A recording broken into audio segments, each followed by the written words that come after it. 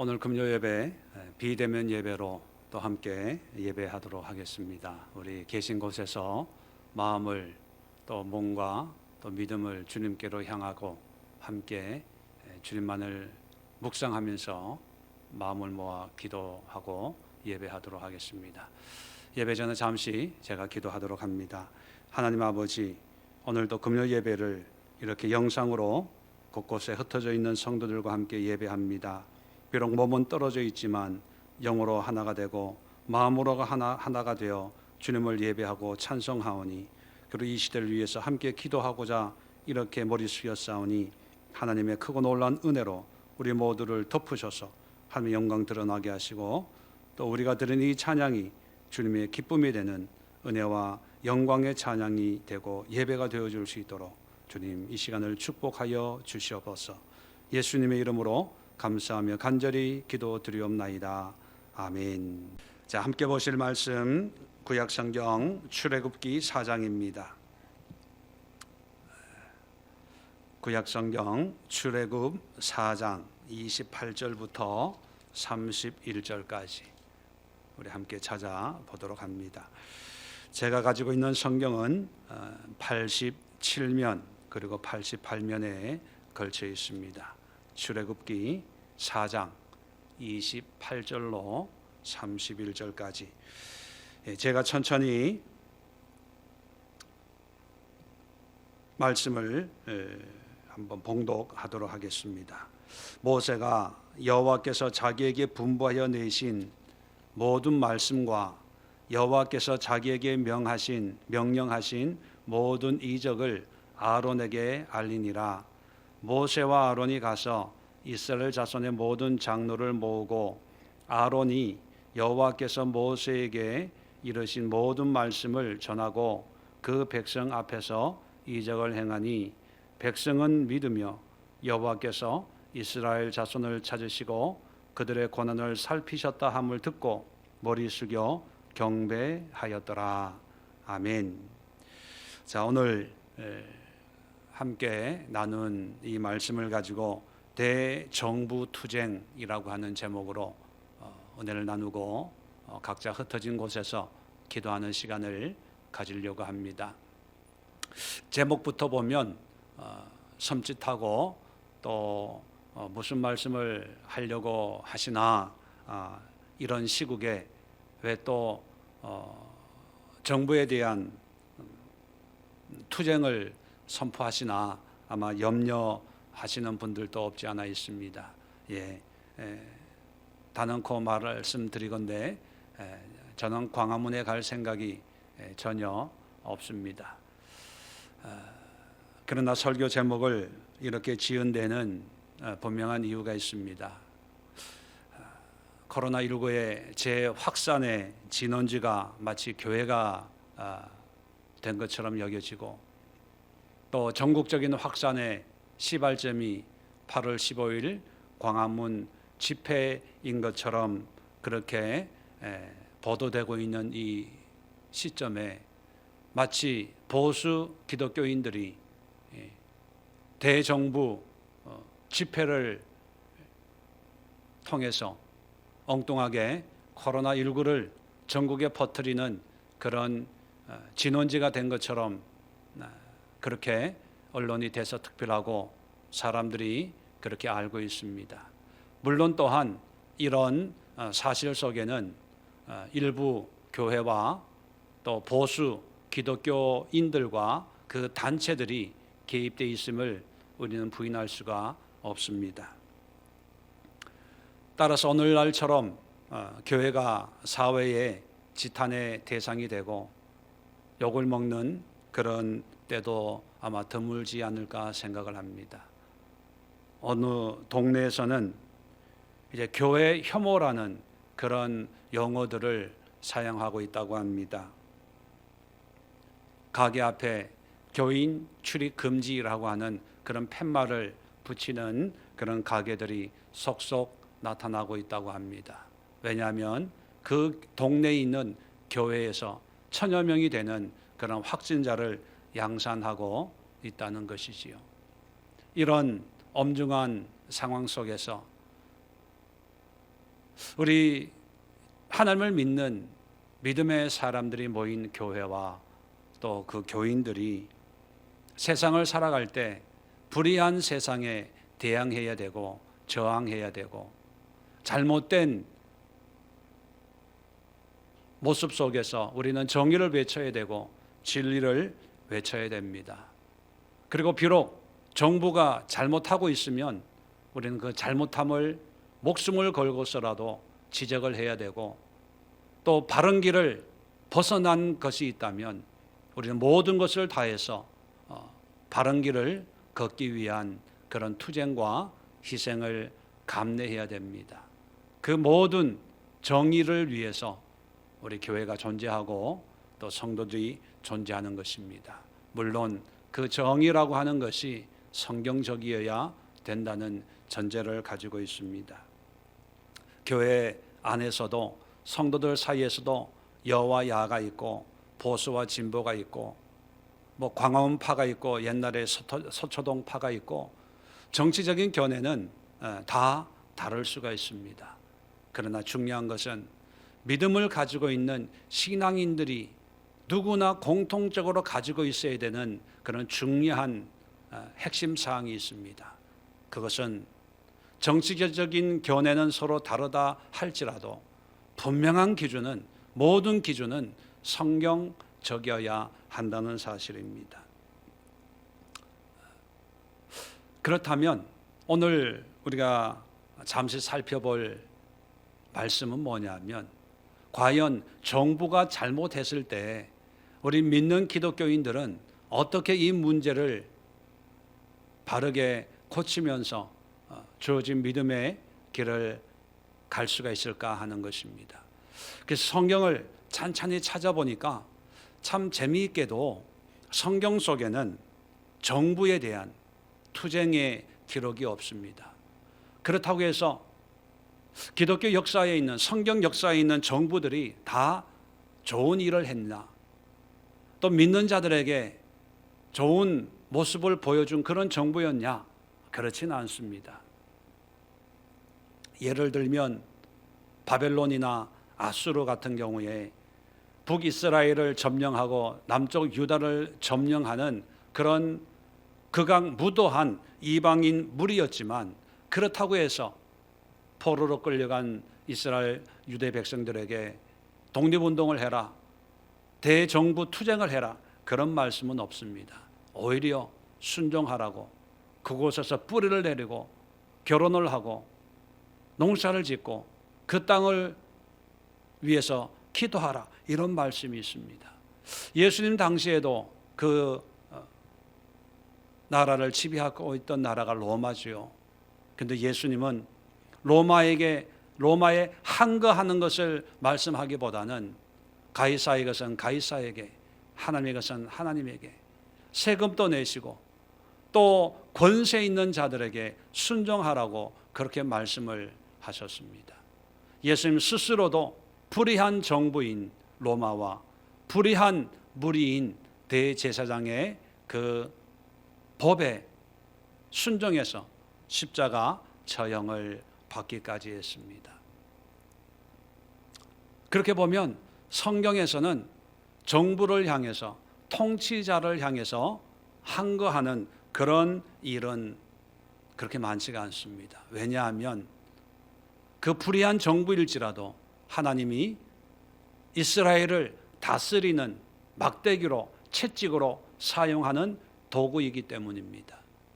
이방 나라의 왕일지라도 그 왕이 하나님의 도구이기 때문에, 함께 쓰임받는 그런 존재이기 때문에 나라에게 항거하는 것이 곧 하나님의 뜻에 항거하는 것으로 그렇게 여기고 계시다는 것입니다. 그런데 단 한 군데, 오늘 성경의 배경이 되고 있는 출애굽 사건 속에는 당시에 400년 동안 이스라엘 백성들을 지배하고 있던 정부인 애굽에 항거하는 모습을 우리에게 보여주고 있습니다. 오늘 성경의 배경이 되고 있는 내용이 뭐냐 하면, 40년 동안 미디안 광야에서 양을 치는 목동 생활을 하던 모세를 이스라엘의 지도자로 삼아서 바로의 손에서 애굽으로부터 이스라엘 민족을 출애굽시키는 그런 놀라운 구원의 역사의 시작을 알리는 그런 장면이지요.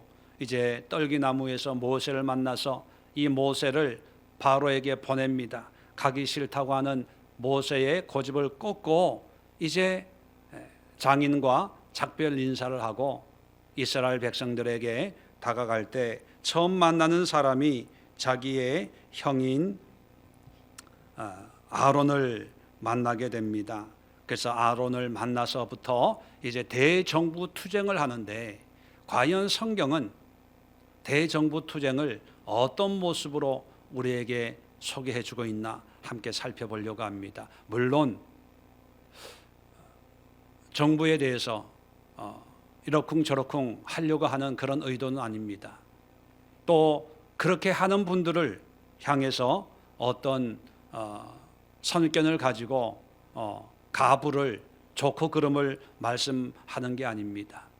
적어도 제가 성경을 보면서 적어도 함께 신앙생활하는 우리 예수의 교회와 또 뜻을 같이 하는 어떤 그리스도인들의 무리들이 오늘 말씀을 우리가 함께 상고하고, 그래, 하나님의 뜻은 바로 이런 방법이야 라고 하는 것을 우리가 함께 공유할 수 있기를 원해서 이 말씀을 소개해 드립니다.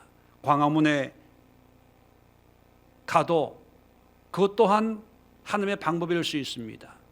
그러나 중요한 것은 무엇을 하든지 간에 모든 근거가 성경적이어야 한다는 것입니다. 저는 광화문에 가지 않습니다. 어떤 집회에 동참하지 않습니다. 정부에 대해서 좋아서가 아니라 믿음을 가지고 있는 목회자이기 때문에 비난하기 싫습니다. 공산주의니 사회주의니 억압하니 통치하니 이런 표현을 의도적으로 사용하려고 하지 않습니다. 그렇다고 해서 이 정부가 너무 마음에 들어서 친문, 소위 말하는 대깨문이어서 그런 표현을 자제하는 것이 아닙니다. 저는 오늘 이 말씀을 하나님께서 나에게 주신 성경적인 근거라고 여기기 때문에 저는 이 말씀을 마음에 새기면서 이 나라를 위해서 기도하고 이 나라의 백성들을 위해서 기도하고 있을 뿐입니다. 제가 묵상하는 대정부 투쟁의 성경적인 근거를 오늘 세 가지로 살펴보려고 합니다. 첫 번째, 먼저 말씀을 우리가 한 번 더 묵상해 볼 필요가 있습니다. 27절에는 모세와 아론이 형제간의 만남이 있습니다. 28절에 모세가 아론을 만나자마자 어떤 일을 하고 있냐 하면 28절에 모세가 여호와께서 자기에게 분부하여 보내신 모든 말씀과 여호와께서 자기에게 명령하신 모든 이적을 아론에게 알리니라. 만나자마자 모세는 두 가지 일을 합니다. 첫 번째는 하나님이 주신 모든 명령의 말씀을 전합니다. 그리고 이적을 전해요. 이적에 대해서는 이따가 말씀을 드리겠습니다. 그리고 이따가 29절에 모세와 아론이 이제 둘이 만나서 이스라엘 진영으로 갑니다. 가서 이스라엘 자손의 모든 장로를 모읍니다. 장로라고 하는 것은 백성들의 지도자들이죠. 장로들 모아서 이제 30절에 잘 보세요. 모세가 얘기하는 것이 아니라 누가 얘기합니까? 아론이 얘기해. 아론이 여호와께서 모세에게 이르신 모든 말씀을 전하고 그 백성 앞에서 이적을 행하니. 여기에 두 가지 중요한 요소가 담겨져 있습니다. 모세는 형 아론을 만나자마자 뭘 얘기하냐 하면 하나님의 말씀을 전해요. 그리고 하나님이 보이라고 하는 이적을 보입니다. 그러고 나서 두 사람이 가서 백성들의 장로를 모아놓고 또 말씀을 전하는데 모세가 전하는 것이 아니라 이제는 아론이 전합니다. 그리고 아론이 백성 앞에서 이적을 행합니다. 물론 아론이 이적을 행했다기보다는 아론을 통해서 모세가 하나님이 행하라고 하는 그런 이적을 행했다는 것이요. 자, 여기서 우리는 첫 번째 대정부투쟁의 원리를 생각해 볼 수가 있습니다. 그 원리는 뭐냐면 하나님은 선동가가 아니라 선지자를 보내신다는 것입니다. 선동가라고 하는 것은 사람들의 마음을 움직이는 거예요. 어떤 정치적인 구호를 통해서 어떤 목적이나 야망을 이루기 위해서 자신의 정치적인 목표를 성취하기 위해서 그 같은 목표를 지향하는 사람들에게 어떤 감정적으로 심리적으로 부추겨서 자기를 따르게 하는 그런 선동가가 아니라 선지자라는 것입니다. 어디에서 선지자라는 것을 알 수가 있습니까? 28절 끝부분에 여호와께서 자기에게 명령하신 모든 이적을, 그리고 자기에게 분부하여 보내신 모든 말씀을, 공통적인 게 뭐예요? 하나님이 명령하신 것만 말하고 행하는 것, 이게 선지자 아닙니까? 우리는 대정부투쟁을 정치적인 목적으로 달성하는 사람들을 봅니다. 그것을 우리는 정치가라고 얘기하죠. 기독교는 정치단체가 아닙니다. 물론 이익단체도 아닙니다. 신앙 공동체예요. 그 신앙은 하나님의 뜻을 이루는 유일한 목적을 함께 공유하는 사람들의 모임입니다. 이것을 우리가 교회라고 하고 기독교라고 하지요. 그렇다면 정치가들은 선동가가 필요할 수도 있습니다. 왜? 많은 사람들에게 어떤 감동을 주고 동기부여를 줄 수 있어야 되기 때문이지요. 그런데 하나님의 역사는 선동가가 아니라 선지자를 통해서 일하신다는 것입니다. 그 선지자는 무슨 누구의 말을 전하는 선지자입니까? 하나님이 주신 말씀, 하나님이 명령하신 말씀, 그 말씀을 전하는 것이 선지자예요. 그래서 대정부 애굽으로부터 독립하기 위한, 탈출하기 위한 첫 시도는 하나님의 말씀을 전하는데 누구에게 전합니까? 이스라엘 백성들에게 전해요.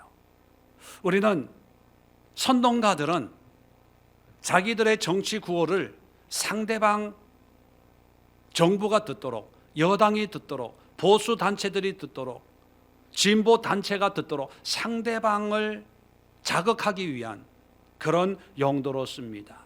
그런데 하나님께서 선지자를 세우신 목적의 첫 번째 목적은 뭐냐면 애굽 왕을 바로를 감동시키려고 하는 것이 아니라 애굽 백성을 변화시키려고 하는 것이 아니라 먼저 이스라엘 백성들을 하나님의 말씀으로 깨닫게 하기 위해서 모세에게 말씀을 전하게 했다는 거예요.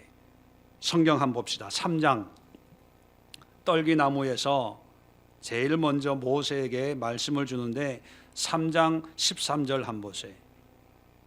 모세가 하나님께 아뢰되 내가 이스라엘 자손에 가서 이르기를 너희의 조상의 하나님이 나를 너희에게 보내셨다 하면 그들이 내게 묻기를 그의 이름이 무엇이냐 하리니 내가 무엇이라고 그들에게 말하리까?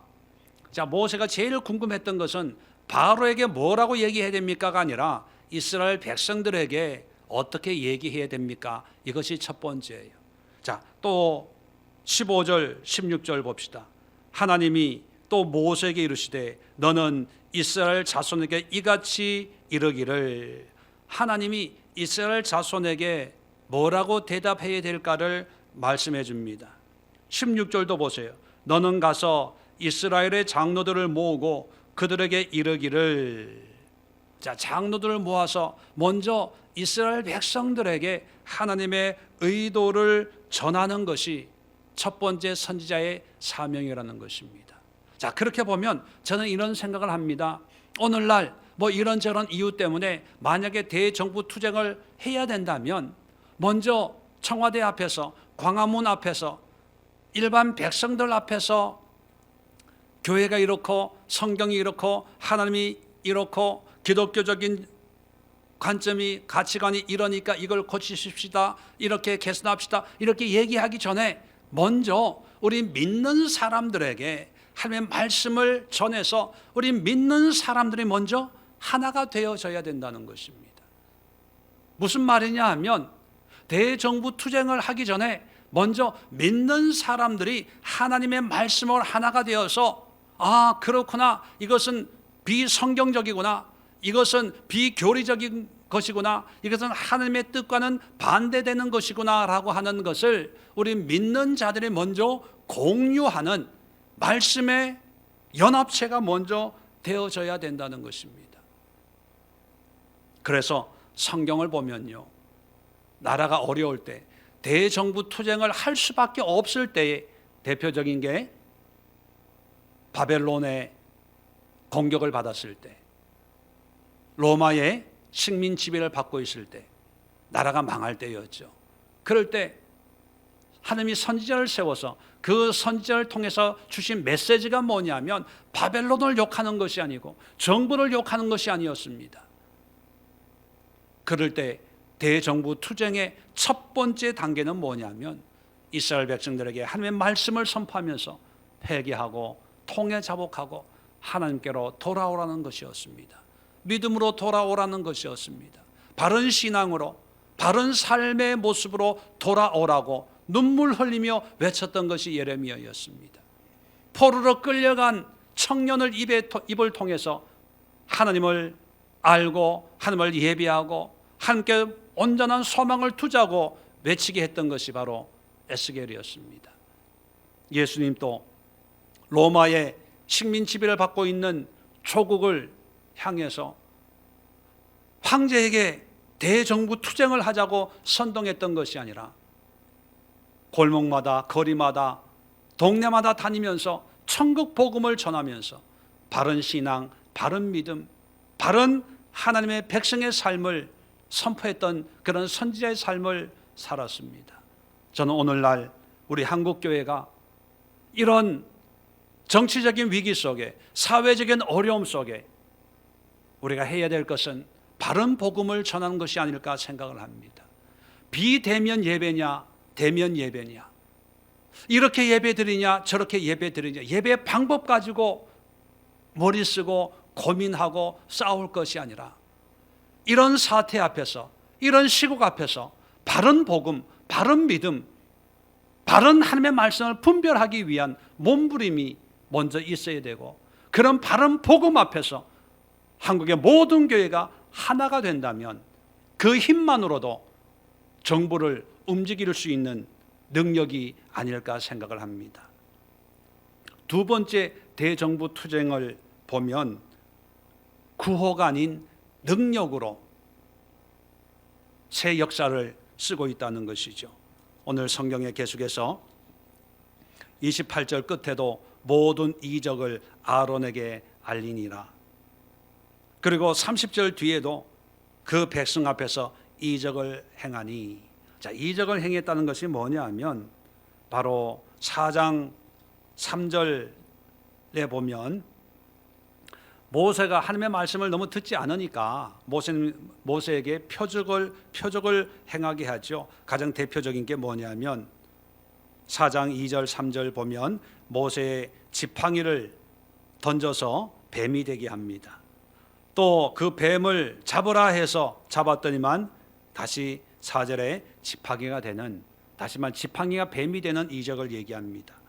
이걸로 끝나는 것이 아니라 그 다음에 6절 이하에 보면 품에 손을 넣었더니만 나병이 생기고 또 다시 넣었더니만 그 나병이 고침받는 그런 이적을 행하게 합니다. 두 번째로 끝나는 것이 아니라 세 번째 9절에 보면, 4장 9절에 보면 나일 강물을 떠서 땅에 부었더니만 그것이 피가 되는 이런 이적을 행합니다. 자, 이런 이적을 행했다는 것은 우리가 언뜻 보면 초자연적인 그런 이적의 의미도 있지요. 그러나 이 이적을 통해서 하나님이 의도하신 바는 뭐냐면 4장 5절 볼까요?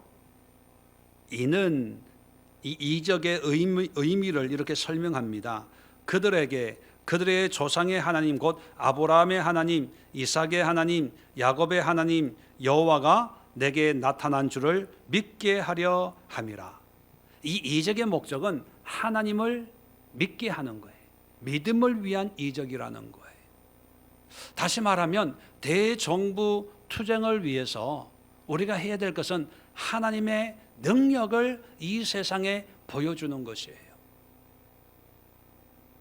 정치적 구호를 목이 터져라 외치고 마이크를 들고 단상에 올라가서 외치는 그 구호가 세상을 바꾸는 것이 아니라 이 세상을 바꾸는 것은 오직 하나님이신 것을 보여줄 수 있고 그 하나님을 믿도록 하는 것이 기독교인들이 세상을 바꾸고 또 사회를 바꾸는 그런 모습이 아닌가 생각을 합니다. 예수님께서도 이 땅에 오셔서 천국 복음을 전하시고 많은 병자를 치유하시고 귀신 들린 자들을 고쳐주셨습니다. 그 이유는 예수님이 의사처럼 병을 고치는 분, 기적을 행하는 분, 이적을 행하는 분의 어떤 그런 모습을 보여주기 위해서가 아니라 바로 하나님의 능력이 이와 같다는 하나님을 믿으라고 하는 어떤 동기부여를 증거를 보여주기 위해서 이적을 행한 것이죠. 그래서 이적을 통해서 우리는 그 이적만을 바라봐서는 안 되고 이적만을 추구해서는 안 되고 이적을 행하게 하시는 하나님을 볼 수 있어야 됩니다. 다시 말하면 정치적인 구호가 아니라 하나님의 복음의 말씀을 통해서 하나님을 믿게 하고 하나님을 의지하게 하고 하나님을 신뢰하게 하는 믿음의 역사를 통해서 이 세상을 바꾸고 대정부 투쟁을 이어가야 된다는 것입니다. 이런 이적을 통해서 나중에 애굽에 가면 10가지 재앙을 행하게 되지요. 아마 그 10가지 재앙의 예고편이 이스라엘 백성들에게 행하는 이스라엘 장로들에게 행하는 3가지 예고편이었습니다. 이 예고편을 통해서 그리고 10가지 재앙을 통해서 이스라엘 사람들과 애굽 사람들 그리고 바로에게 보여주는 메시지가 뭐냐면 하나님은 살아 계시다 하는 것이에요. 이적을 통해서 하나님을 보여준 역할을 한다면 여러분 과연 정치적인 구호를 통해서 하나님이 살아계시고 이 나라를 하나님이 다스리신다는 그런 의미를 전달해 줄 수 있을까요?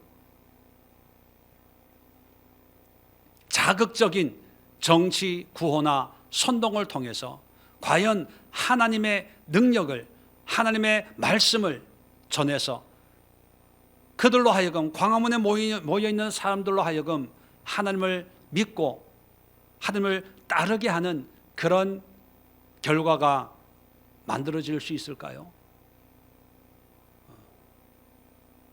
저는 불가능하다고 생각합니다.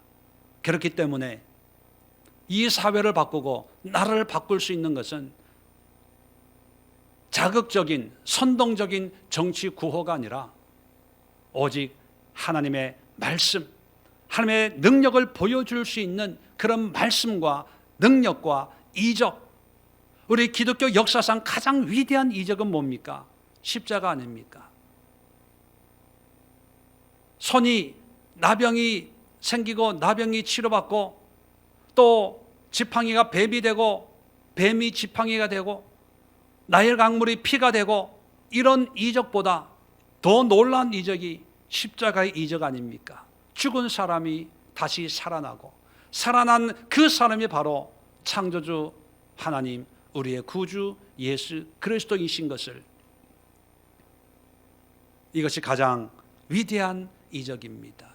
그렇다면 우리가 행할 수 있는 이적은 무엇이겠습니까? 십자가의 이적밖에 없다고 생각합니다.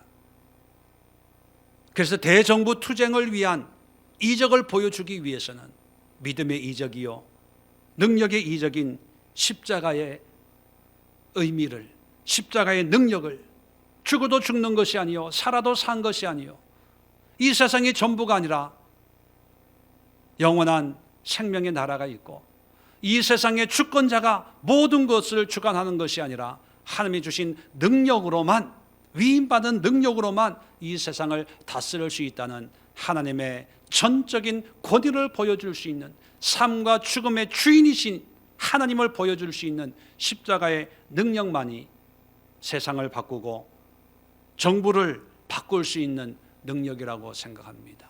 그래서 초대교회 성도들은 로마의 극심한 핍박과 박해 속에서도 이 복음만을 가지고 싸웠을 때 결국 로마 정부가 복음 앞에 무릎을 꿇는 그런 역사가 일어났고 그 역사로 말미암아 오늘날 전 세계 기독교 복음이 전파된 것 아니겠습니까? 세상 사람들은 세상의 방법을 취하지만 우리 기독교인들은 믿음의 방법, 말씀과 하나님의 능력만을 가지고 비록 시간이 걸리고 더디 이루어지고 내 눈에 보여지는 아무 증거 없어도 믿음만을 가지고 걷다 보면 하나님의 역사 가운데 사회와 세상이 바뀌어질 것입니다. 마지막으로 우리가 대정부 투쟁을 할 수 있는 마지막 방법은 하나님의 영광을 드러내는 것입니다. 마지막 절 31절에 백성이 믿으며 여호와께서 이스라엘 자손을 찾으시고 그들의 고난을 살피셨다 함을 듣고 머리 숙여 경배하였더라. 여러분, 세상과 싸우기 전에, 바로와 싸우기 전에, 애굽과 싸우기 전에, 정부와 투쟁하기 전에 먼저 우리에게 하나님의 영광이 있어야 됩니다. 영광이 없는, 하나님의 은혜가 없는 어떤 복지도 복이 될 수가 없고 어떤 정치 체계도 우리에게 행복을 가져다 줄 수가 없습니다. 하나님의 영광이 없는 그런 정치 구호는 그저 구호에 지나지 않습니다. 선동가에게도 분명한 목적이 있습니다. 자기의 정치적인 야망을 달성하기 위한 목적이지요. 선지자들에게도 분명한 목적이 있습니다. 그 목적은 무엇입니까? 하나님의 영광을 드러내는 것입니다. 이것은 어떤 상황에서도 타협할 수 없는 그런 진리의 말씀입니다. 우리 그리스도인들은 하고 싶다고 다 하고 말하고 싶다고 다 말하는 것이 아니라 하고 싶어도 할 수 없고 하기 싫어도 해야 되는 것이 있지요. 그것은 무엇입니까? 하나님의 영광을 드러내는 그런 모습입니다. 과연 광화문 집회를 통해서 하나님의 영광을 드러내고 있습니까? 오히려 마귀에게 이용당해서 코로나19의 재확산의 추범으로 한국 교회가 거론되고 있습니다. 마귀의 꾀임에 넘어간 것이에요. 마귀의 올무에 빠진 것입니다. 아무리 선의를 가지고 아무리 목회자로서 이 나라를 구하기 위한 선지자적인 그런 의도를 가지고 있다 하더라도 그 결과가 하나님의 영광을 가리는 것이면 아무 의미가 없다는 것입니다. 과연 이런 사태를 놓고 세상 사람들이 하나님의 영광을 보고 그 영광 앞에 머리를 숙이고 무릎을 꿇고 경배하는 이런 일이 일어날까요? 코로나19 재확산 사태를 통해서 이제 교회 혐오라고 하는 이런 표현이 이제 뉴스에서 나오기 시작하고 있습니다. 왜 그렇습니까? 우리의 모습을 보고 세상 사람들은 하나님을 볼 수 없다는 거예요. 성경 우리에게 분명히 얘기합니다. 우리는 빛이요 소금이라고 말씀하고 있습니다. 그리고 마태복음 5장 16절에 이같이 너희 빛이 사람 앞에 비치게 하여 그들로 너희 착한 행실을 보고 하늘에 계신 너희 아버지께 영광을 돌리게 하라. 우리가 세상의 빛과 소금인 것은 그저 빛처럼 빛을 발하고 소금처럼 우리가 녹아 없어지는 것으로 끝나서 우리가 뭔가 대단한 사람인 것처럼 드러내기 위한 것이 아니라 우리를 통해서 하나님께 영광을 돌리게 해야 되는 거예요. 그런데 어떤 데는 사람이 영광을 받으려고 해요. 사람이 대접을 받으려고 해요. 자기의 업적이, 자기의 언행이 사람들에게 영향을 미치는 것으로 마치 자기가 대단한 사람이 된 것 같은 착각 속에 빠져 있습니다. 그것은 하나님을 모독하는 것입니다. 신성을 모독하는 것이에요. 우리의 모든 그리스도인들의 행위의 근거적인 목적은 하나님의 영광에 있다는 것입니다. 그렇다면 대정부 투쟁도 우리의 거룩한 삶의 모습을 통해서 함께 영광을 돌리게 되면 언젠가는 정부 여당도 모든 정치 진영에서 교회의 소리를 듣고 싶고 교회의 조언을 듣고 싶고 교회의 영향을 받고 싶어서 교회 안으로 모여들지 않겠습니까? 우리가 굳이 광화문으로 나가지 않아도 정치, 사회 각 분야의 사람들이 교회에 와서 하나님의 뜻을 구하려고 머리 숙이지 않겠습니까? 무릎 꿇지 않겠습니까? 왜 굳이 우리가 복음이라고 하는 신앙인이라고 하는 타이틀을 가지고 교회가 아닌 거리로 나가서 외쳐야 될 이유가 어디에 있겠습니까?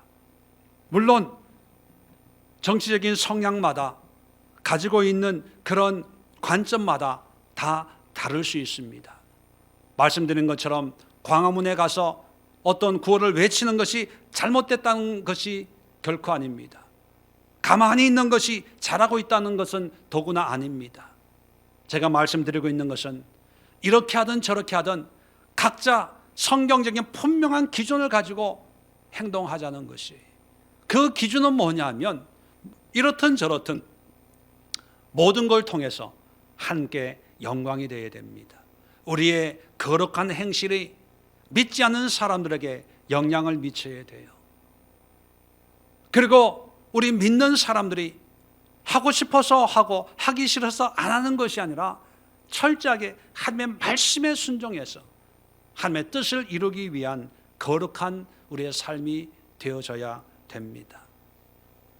코로나19가 확산되고 있는 이 시점에 나라는 갈라지고 국론은 분열되고 교회 안에서도 여냐 야냐 보수냐 진보냐 이런 정치 논리로 갈기갈기 쪼개지는 이런 현실을 보면서 작은 교회를 목회하는 별것 아닌 저는 마음이 찹찹합니다. 때로는 절망적인 그런 느낌을 갖습니다. 한국교회는 이것으로 끝난 것 같다, 그런 생각을 합니다. 다시 일어날 수 있을까? 다시 하나가 될 수 있을까? 그러나 이 모든 것 또한 하나님이 주관하고 있는 것임을 믿습니다. 대정부 투쟁이든 사회 개혁이든 교회 개혁이든 삶의 개혁이든 어떤 새로운 시작, 새로운 역사는 철저하게 하나님의 뜻 가운데 있어야 됩니다. 그러기 위해서는 우리는 하나님의 말씀을 붙잡는 말씀의 선지자, 말씀의 전달자가 되어야 되고, 자극적인 구호가 아닌 십자가의 능력으로 이 세상을 바꿀 수 있는, 복음으로 바꿀 수 있는 그런 복음의 파수꾼들이 되어야 되고, 마지막으로 우리의 정치적인 야망을 이루는 것이 아니라 하나님의 영광을 위해서 우리의 모든 것을 바칠 수 있는 그런 준비된 하나님의 백성들이 되어질 때 이 세상은 바뀌어지고 나라는 하나님 앞에 무릎을 꿇는 그런 역사가 있게 될 것이라고 저는 생각합니다. 여러분, 예배를 마치고 함께 기도하는 시간을 가지려고 합니다. 특별히 이 시간 기도할 것은 나라를 위해서 기도하시고 이 사회를 위해 기도하시고 또 한국교회를 위해 기도합시다.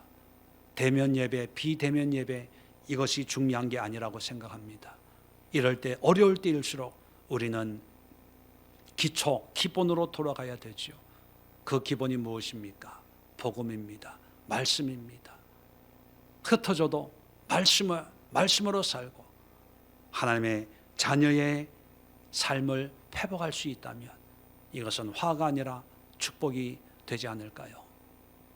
이를 위해서 기도해 주시고 또 코로나19가 속히 잠잠해질 수 있도록 함께 기도하는 그런 시간 갖도록 하겠습니다. 제가 기도하고 마치도록 합니다. 하나님 아버지, 코로나19와 함께 여러 가지 정치적인 상황 속에 한국교회가 휘말려 들고 있습니다. 마치 교회가 정부와 대립하고 있고 그 대립하는 과정 가운데 코로나19를 확산시키는 주범처럼 여겨지고 있습니다. 그리고 실제적으로 교회를 중심으로 해서 우후죽순처럼 확진자가 양산되고 있는 그런 상황입니다.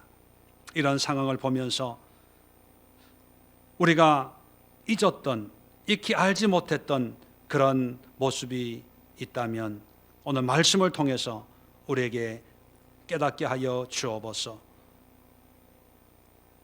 사회를 새롭게 하고 나라를 새롭게 할 수 있는 방법이 피켓을 들고 머리띠를 하고 구호를 외치는 것이 전부가 아니라 400년 애굽에서 이스라엘 민족을 구원할 때 모세를 통해서 사용했던 그 대정부 투쟁의 영적인 원리, 신앙의 원리를 우리 한국교회가 배우기를 원합니다. 우리 그리스도인들 한 사람 한 사람이 그 말씀을 마음에 새기기를 원합니다.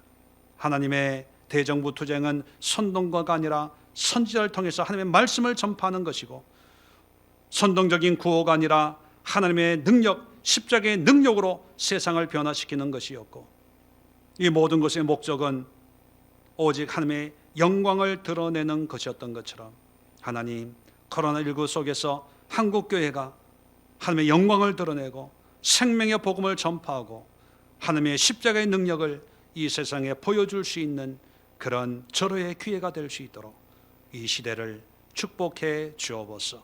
예수님의 이름으로 간절히 기도드리옵나이다. 아멘.